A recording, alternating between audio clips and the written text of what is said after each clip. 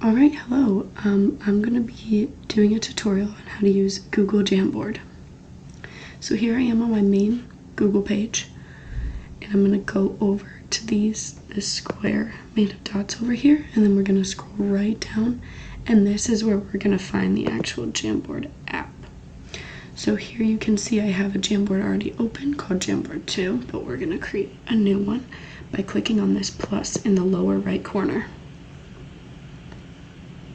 And so here we have our Jamboard open. Now Jamboard is basically like a virtual notepad or a virtual whiteboard that we can record notes on.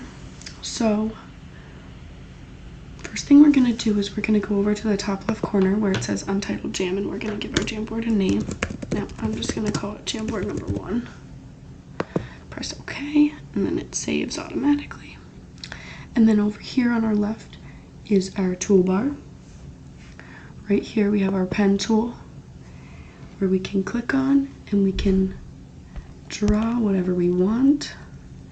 There's a little right angle, and then right below it we have an eraser to erase. Now these features do work best on a device with a touch screen, and you can use your finger or a pen, which is what I'm using right now. But you can definitely use a mouse or a mouse pad as well. And then the pen option can also give you different colors, so you can kind of color code your notes. You can use a marker, a highlighter, or a brush to kind of give your notes extra clarity. And then right below we have just our select tool to move things around, of course. Then right here is our sticky note feature. You can do different color sticky notes. I'm going to choose the blue, and then you click right on it and you just type whatever note you may want on your board.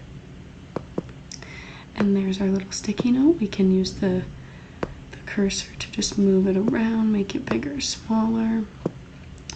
And then to delete any of the sticky notes, text boxes, pictures, we have our 3 dots that we click on, and then we can click on delete. We can also edit or duplicate using those 3 dots as well.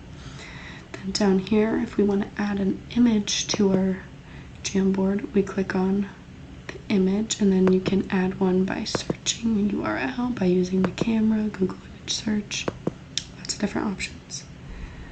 But we're not going to do that right now. And then we can also add some different shapes to our Jamboard, such as circle, square, things like that. This could be very helpful for geometry classes.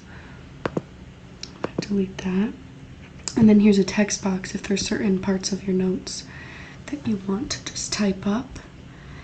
Then we can just type that here.